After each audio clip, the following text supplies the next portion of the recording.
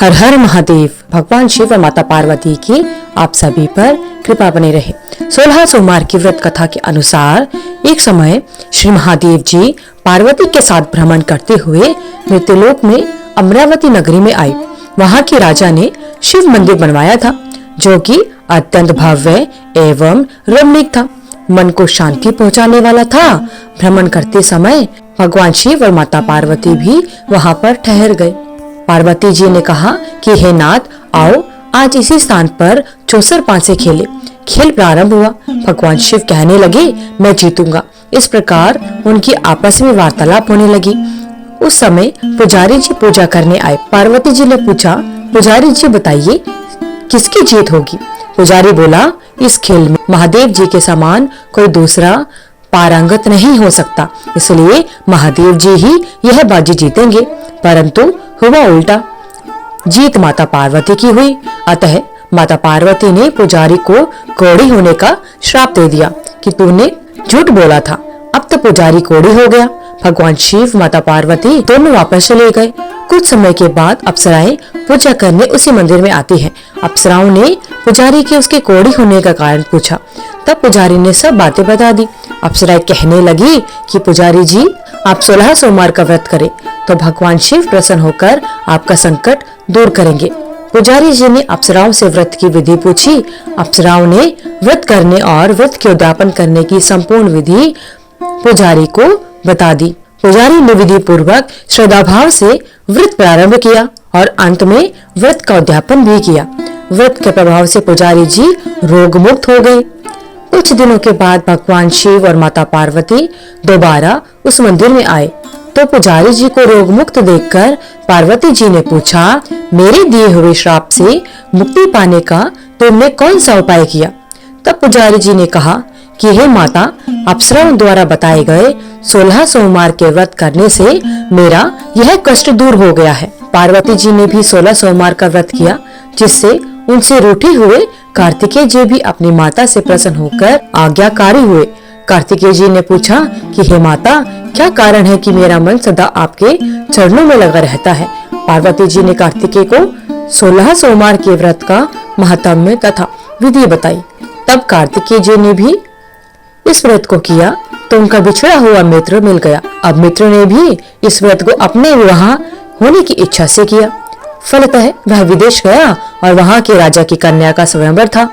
राजा ने प्रण किया था कि हथरी जिस व्यक्ति के गले में वरमाला डाल देगी उसी के साथ राजकुमारी का विवाह करूंगा।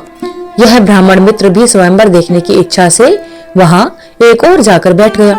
हथरी ने इसी ब्राह्मण मित्र को माला पहनाई तो राजा ने बड़ी धूमधाम से अपनी राजकुमारी का विवाह उसके साथ कर दिया।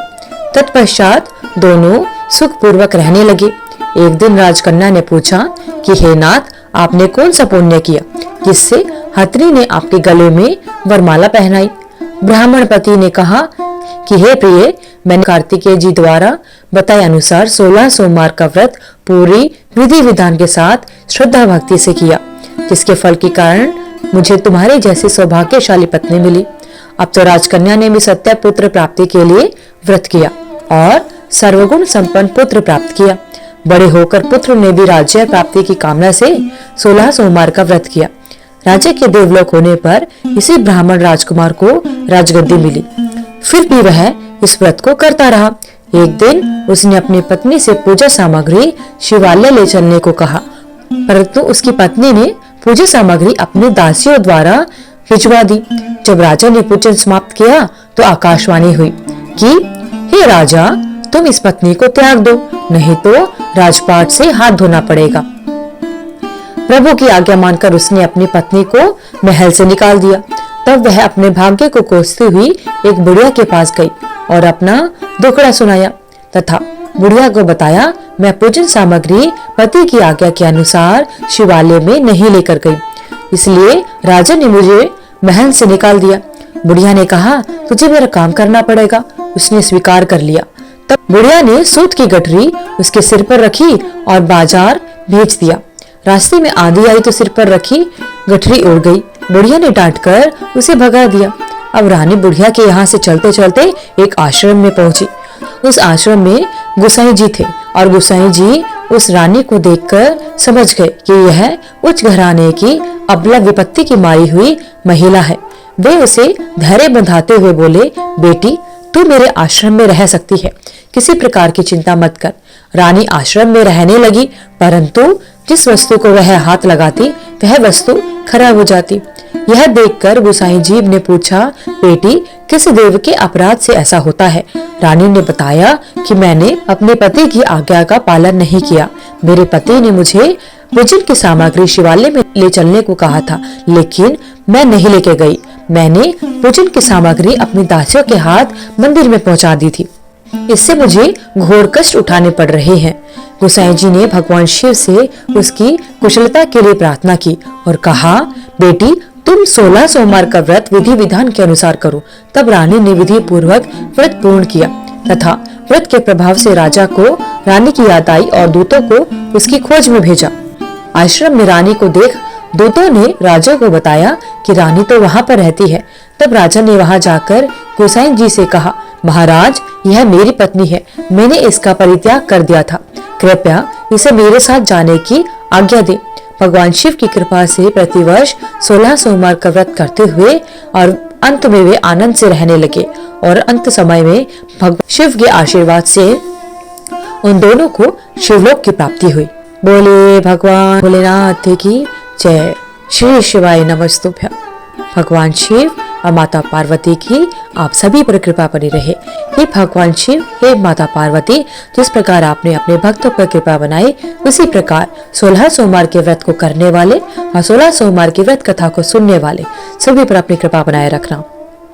भक्तजनों, 16 सोमवार की व्रत कथा को सुनने के बाद भगवान शिव की आरती अवश्य पढ़नी या सुननी चाहिए। हिंदू धर्म में भगवान शंकर जी की पूजा का बहुत महत्व माना जाता है। ऐसा कहा जाता है कि पूजा करने से वे सभी कार्य सिद्ध कर देते हैं, जिन्हें पूरा होने में काफी मुश्किलों का सामना करना पड़ता है। भगवान शिव की पूजा के लिए 16 सोमवार का व्रत श्रेष्ठ माना जाता है। ऐसी मान्यता है कि 16 सोमवार का व्रत करने का संकल्प करने से वैवाहिक जीवन से जुड़ी सारी समस्याएं समाप्त हो जाती। इसके साथ ही मनचाहे वर की प्राप्ति हो या फिर कोई भी समस्या या कोई मनोकामना आपकी हो तो भगवान शिव 16 सोमवार का व्रत करने से सभी मनोकामनाएं पूरी कर देते हैं। इस उपवास की पूजा के लिए कुछ विधि और नियम है। आइए भक्तजनों जानते हैं भगवान शिव के 16 सोमवार के व्रत की पूजा विधि क्या है। 16 सोमवार का व्रत का पालन बेहद पवित्रता के साथ करना चाहिए। साधक को सच्चे मन से और भक्ति के साथ में व्रत करने का संकल्प लेना चाहिए। व्रत करने वाले को सुबह जल्दी उठना चाहिए और नित्य कर्मों से निवृत्त होकर स्नान करना चाहिए। फिर अपने घर के मंदिर की साफ सफाई करने के बाद में पूजा की सामग्री को व्यवस्थित करना चाहिए। अगर आप घर के मंदिर में पूजा नहीं कर रहे हैं तो आपको बाहर शिव मंदिर में जाकर भगवान शिव का अभिषेक करना चाहिए। भगवान शिव के मस्तक पर त्रिपुंड बनाना चाहिए।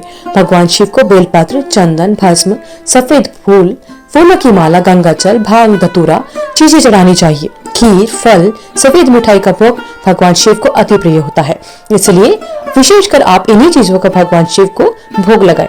16 सोमवार की व्रत कथा का पठन एवं श्रवण करना चाहिए। भगवान शिव जी के वैदिक मंत्रों जैसे ओम नमः शिवाय या महामृत्युंजय मंत्र का अवश्य जाप करना चाहिए। पूजा के समापन पर भगवान शिव की आरती करें और शिव चालीसा का अवश्य पठन एवं श्रवण करना चाहिए।